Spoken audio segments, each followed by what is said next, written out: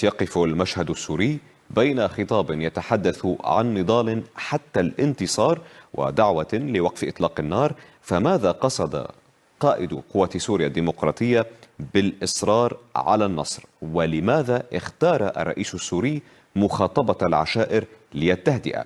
برسالة بدت أبعد من مجرد تصريح، قائد قوات سوريا الديمقراطية مظلوم عبدي وقبيل لقائه الشرع في دمشق شدد على مواصلة النضال تحت النصر، مقترنا بما سماه بمكتسبات الشعب، وكأنه أراد وضع سقف سياسي قبل الجلوس إلى الطاولة.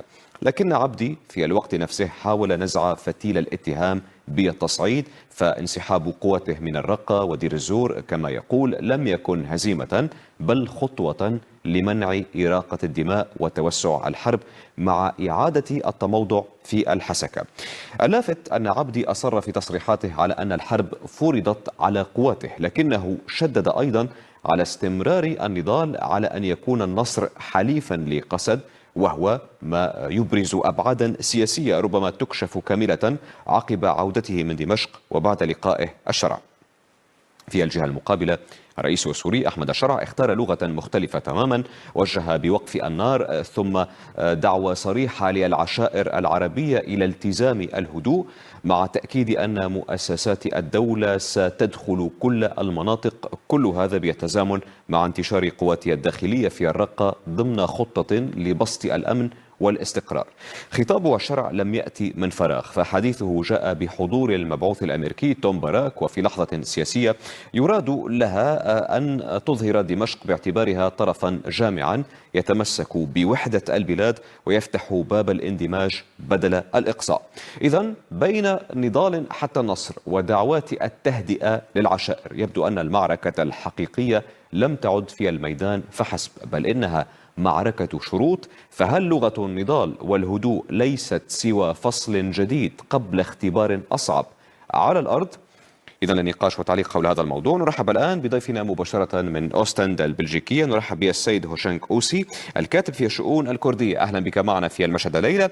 في البداية في تعليق أول هنا على ما جاء على لسان مظلوم عبدي قائد قسد هنا، يقول إن نضال قسد سيتواصل حتى النصر هنا.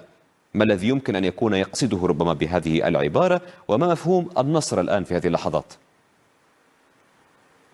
مساء الخير لك وللمشاهدين. أولا أنا أفهم تصريحات مظلوم عبدي على مستويين: المستوى السياسي بالدرجة الأولى، المستوى النضالي السياسي، لأنه هو الخيار الاستراتيجي لكرد سوريا منذ نشأة الكيان السوري. الكرد في سوريا لم يرفعوا السلاح في وجه الدولة منذ إعلان الاستقلال، وحتى قبل الاستقلال، بينما المكونات الأخرى رفعوا السلاح في وجه الدولة مثلا. أنا أتحدث عن التاريخ السوري المعاصر، والمعلومات ليست ببعيدة. يعني أهل السنة والجماعة والإسلام السياسي رفع السلاح في وجه الدولة في الستينات وفي نهاية السبعينات وحتى مطلع الثمانينات.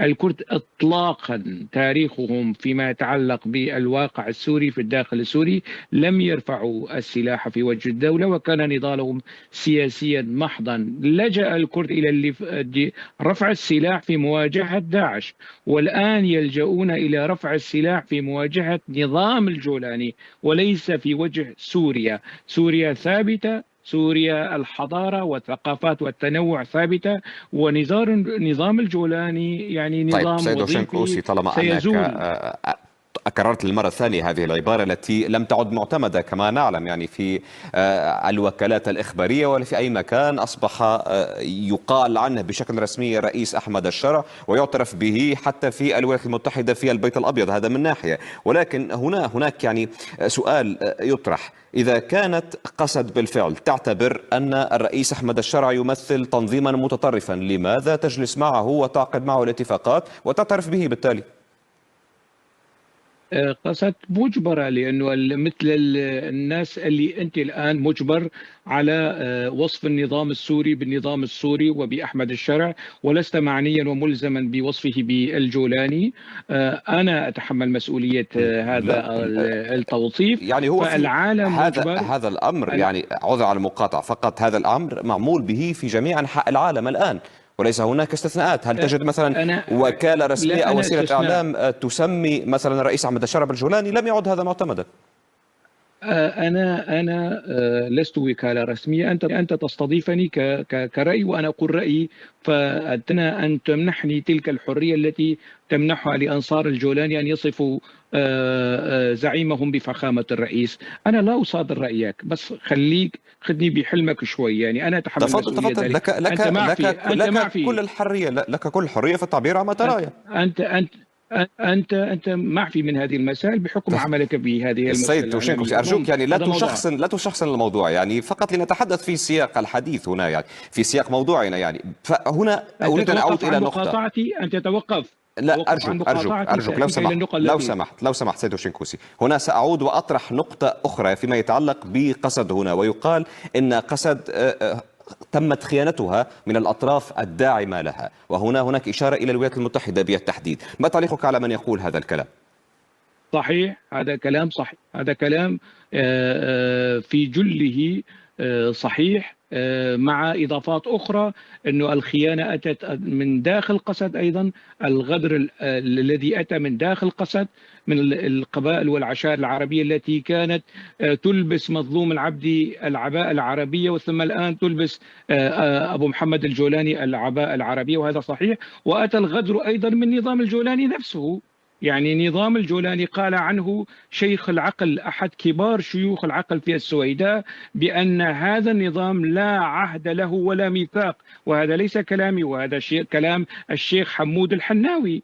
يعني هنالك طيب هات لي إجماع طيب داخلي سوري على هذا النظام. طيب هنالك إجماع دولي، هنالك إجماع عربي، هنالك دعم عربي، كرها في إيران وليس حبا في أبو محمد الجولاني. طيب يعني سيد جيكوزي، فقط عذر على المقاطعة مرة أخرى. هنا إذا كان الأمر يعني ينظر إليه بهذه الطريقة، لماذا هناك اتفاق إذن؟ لماذا انسحبت قسد؟ قسد لم تنسحب. من قال لك قسد؟ أنت تكرر علي سردية مظلوم النظام عبدي السوري بنفسه هو وكأنه. قال آثرنا لا لا الانسحاب حقنا للدماء وما إلى ذلك، ومن الرقة ودير الزور لم كما ذكرنا في ينسحب المقدمة. قسد قسد لم تنسحب من الاتفاق، انسحبت من الأماكن. قسد هذه وهذا ما الأماكن أقصده. لم تستلمها. نعم، قسد لم تستلم هذه المناطق من نظام بشار الأسد، ولم تستلم. قسد لم تستلم هذه المناطق من نظام الجولاني، بل حررتها من داعش، والآن داعش تستردها.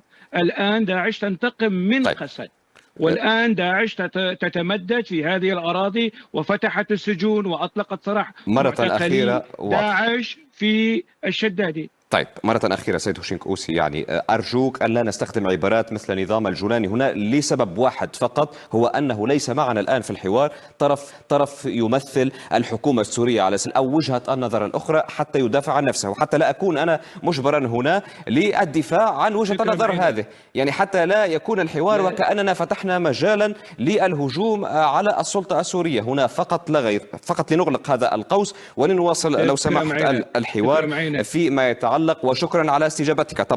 طبعا نشير ايضا الى مره اخرى الى العوده الى ان القوات الامريكيه هنا لا تتدخل حتى لحل الفوضى في محيط سجن الشدادي. كيف ترى تطورا كهذا؟ هذا يعني فيما يعني تواطؤا امريكيا وتخاذلا امريكيا، ووصفناه في معرض الاجابه على السؤال السابق على ان هنالك حاله غدر وخيانه من الامريكيين لقوات قسد التي كانت تقول عنها واشنطن بانها قوات حليفه وكل ما هو متعارف عليه. الان هو النظام السوري، نظام احمد الشرع هو الحليف، فيتبوأ هذا النظام مسؤوليته في الدفاع عن سوريا وحفظ الأمن ضبط تنظيم داعش الإرهابي. أنا أصف تنظيم داعش الإرهابي، وأعتقد أنه هذا كمان مسموح به يعني أكيد في أكيد طبعا. السياقات الإعلامية. لا شك في ذلك سيد شنكوسي، ولكن أيضا فيما يتعلق بدور قسد، طالما أن المهمة الأساسية التي كان يقال عنها حتى دوليا هنا هو مكافحة تنظيم داعش، وكأن قسد لم يعد ينظر إليها كطرف مساهم في مكافحة الإرهاب، فهل انتهت قسد وانتهت أمريكان على الأقل هنا نتحدث، فهل انتهت قسد هنا في نظر العالم برأيك؟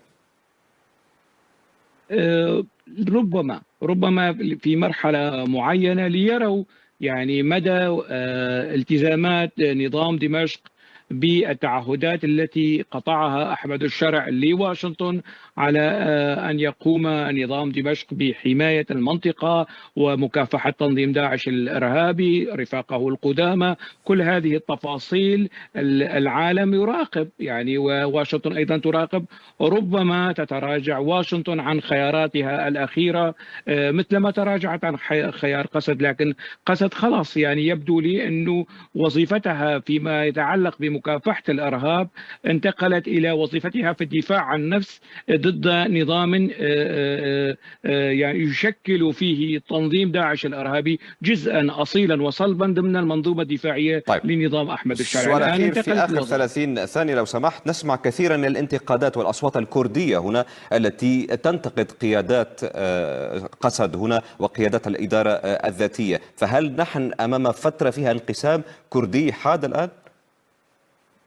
لا يعني أنا من الناس اللي ينتقدون قسد، ينتقدون مظلوم عبدي لكن انتقاداتنا تختلف. يعني هذه الانتقادات لا تدفعنا لترجيح كفة الجولاني والاصطفاف معه ضد قسد، هذا غير وارد. هذا موجود ربما في الإعلام العربي، ربما موجود في لدى مثقفين آخرين سوريين كانوا ضد الجولاني والآن هم مع الجولاني، هذا لكن خيارات الكرد ليست من هذا النوع. يعني انتقاد قسد شيء والوقوف مع الجولاني ضد قسد شيء آخر، وهذا خط أحمر. شكرا جزيلا لك على المشاركة معنا في هذا النقاش من أوستندا البلجيكية سيد شنكوسي الكاتب في الشؤون الكردية.